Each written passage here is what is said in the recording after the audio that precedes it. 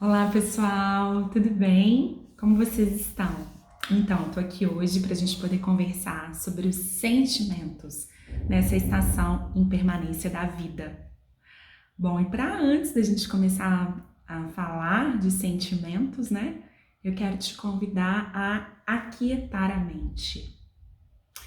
Quando eu falo aquietar a mente, será que instintivamente ou inconscientemente você pensa que é parar de pensar? Será que você pensa que é suprimir, negar, limpar? Talvez o convite para quietar a mente seja de expansão. Talvez seja de acomodar. Acomodar os pensamentos, acomodar os sentimentos, acomodar as dores. Ser um observador de si mesmo. E às vezes, quando pular um pensamento, a gente olha para ele. A gente não nega ele. Sabe os macaquinhos pulando assim? Às vezes é um pouco isso. Eu olho para aquele macaquinho, deixo ele ir, deixo o outro ir e aquieto. Reconheço. Olho para tudo isso que está acontecendo em mim. A gente foi sempre muito direcionado na nossa cultura do controle a querer saber a opinião do outro, pautar os nossos pensamentos, mais as nossas ações e comportamentos, baseado no que o outro vai pensar. Mas nos nossos convites, no convite do Marshall da comunicação não violenta e no nosso convite enquanto comunidade, a gente tem aprendido a olhar para nós, a olhar para o que está vivo. O convite do aquietar a mente é o convite de olhar para o que está vivo, é olhar o que eu preciso agora, o que está acontecendo. Essas perguntas e esses convites têm muito a ver com a proposta do vídeo de hoje, com a nossa estação. Aquietar a mente inclui autobondade, inclui olhar para tudo que está vivo. E esse olhar, esse acomodar, inclui as nossas dores e os nossos sofrimentos. Você inclui as dores e os sofrimentos nesse cômodozinho aí, nesse espaço, você dá uma arredadinha aí no tudo que está vivo para deixar sentir? Quantas vezes, principalmente em momentos de instabilidade, de ruptura em nossas vidas, a gente entra no modo fazeção.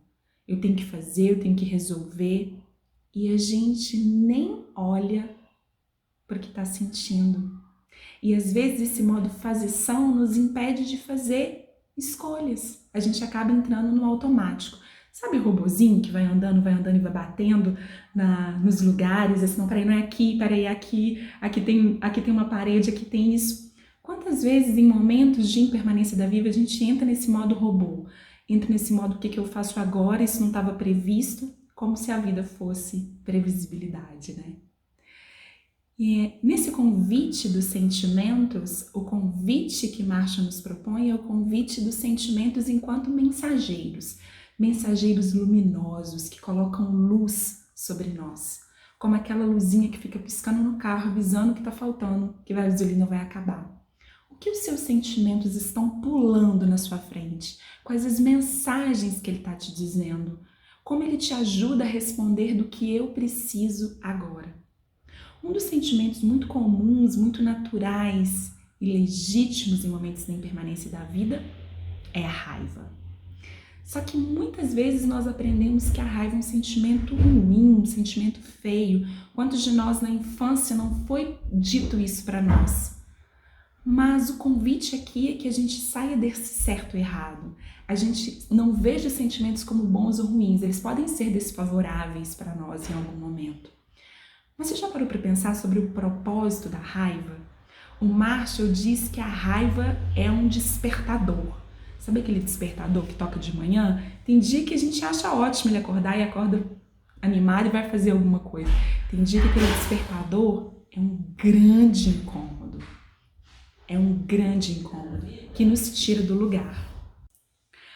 O que esse sentimento da raiva, enquanto despertador, tem dito para ti? O que ele nos aponta? Você já pensou se não fosse o sentimento da raiva? Talvez eu nem estivesse gravando esse vídeo aqui, enquanto mulher, né, numa comunidade, gravando vídeo. Será? Será que as pessoas escravizadas estariam até hoje se não fosse esse sentimento da raiva. A raiva tem esse poder mobilizador de movimento, de nos tirar do lugar. E às vezes nesse momento de impermanência da vida, a raiva é esse que nos move, que nos tira do lugar, ou que também pode nos trazer para dentro, né? Mas muitas vezes a gente quer negar essa raiva, a gente não quer olhar. E todas as vezes que a gente não olha para alguma coisa, elas ficam maiores, né? O convite, quando a gente pensa nos sentimentos, é o convite da liberdade, da escolha. A gente sabe que muitas vezes também há uma rigidez nesses momentos, que são até naturais, se a gente pensar evolutivamente, né? Quando a gente era ali primitivo, ou era fugir, ou era lutar, ou era correr. Mas agora a gente tem outras opções e mais escolhas. Bom, queria ler um trecho do livro Um Coração Sem Medo, do Thupten Jinpa, acho que é assim que pronuncia, que ele fala assim: uma das primeiras percepções espirituais que o Buda partilhou com seus discípulos foi a verdade da impermanência. Ele nos lembra de que a dor de perder o que temos, de não encontrar o que desejamos e de receber o que não queríamos são parte do que significa estar vivo. São aspectos de nossa experiência humana comum. Não acontecem porque, de alguma forma, deixamos de fazer a coisa certa. E nossa felicidade reside não em evitar a dor e o sofrimento, mas em não deixar que perturbem nosso equilíbrio essencial. A calma de permitir, pelo menos naquele momento, que as coisas sejam como são. Quanto mais cedo fazemos as pazes com elas, mais cedo paramos de reagir e começamos a viver com compaixão por nós mesmos e pelos outros. Devo admitir que essa é uma verdade difícil de aceitar, não importa quão autêntica seja. Tomara que, ao conseguirmos enxergar como é mais difícil lutar contra ela, possamos concordar que desenvolver aceitação, compreensão, paciência e bondade, ou seja, compaixão, é algo que vale a pena. Uma das reflexões aqui, nessa frase que ele diz: não acontecem porque de alguma forma deixamos de fazer a coisa certa. Você já parou para pensar como a violência está ligada à punição? Quando a gente recebe algum estímulo de alguma forma que a gente se sente prejudicado ou que a gente sente... talvez a palavra certa não seja prejudicado. Quando você recebe algum estímulo que você sente raiva, que você sente de alguma forma frustração e a vontade que nós temos muitas vezes de querer que o outro sinta a mesma coisa, ou quando a gente acredita que alguma coisa é errada, a gente quer que a outra pessoa seja punida. Agora para pensar nos momentos de impermanência da vida. Para pensar quando aqueles momentos que tudo estava caminhando, que parecia que estava tudo tranquilo e aí vem uma bigorna e cai na nossa cabeça, né? Essa ruptura, essa impermanência, essa estabilidade. Em algum momento você já parou para pensar, nossa, o que eu fiz de errado? Será que eu não estou sendo bom o suficiente? Será que Deus, o universo, está me castigando? Olha como a punição está tão intrínseca em nossa sociedade que a gente aprendeu que às vezes quando acontece alguma coisa e a vida está sempre acontecendo, a única certeza da vida é a incerteza, a gente acaba querendo achar alguma coisa que a gente fez errado, querendo achar uma culpa, querendo achar que a gente não é merecedor, querendo achar, mas eu sou tão bonzinho, por que isso está acontecendo? E aí a gente acaba até nos violentando. E a gente também sabe que, enquanto mensageiros, os nossos sentimentos surgem a partir dos nossos pensamentos, das nossas reflexões, dos nossos julgamentos, das nossas necessidades. Tem uma história que a Carol Nalon conta no curso dela da Comunicação Autêntica que me apoia muito a pensar no como o sentimento surge. E ele também tem a ver com impermanência da vida. Ela conta, acho que é de um livro do Daniel Goleman, que uns passageiros estavam no trem e tinha um pai com 2 filhos ou 3 filhos fazendo maior bagunça no trem.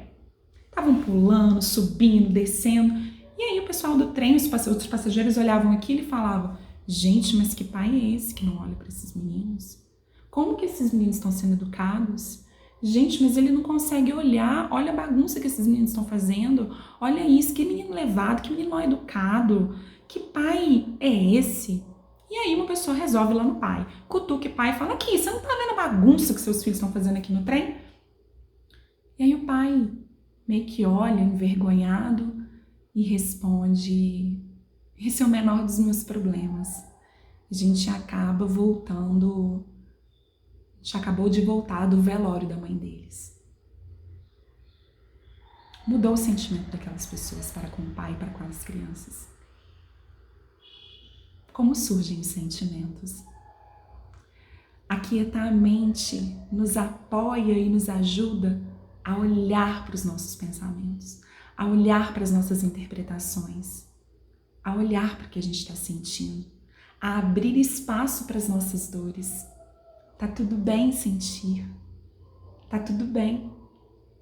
Esse é o convite dos sentimentos, o convite para que possamos olhar para eles, o convite para que a gente possa olhar eles como grandes luzes mensageiras ou despertadores, para dizer para a gente o que é importante para nós. Bom, o convite desse vídeo é que a gente possa olhar essas mensagens que a gente recebe sempre. Um grande beijo!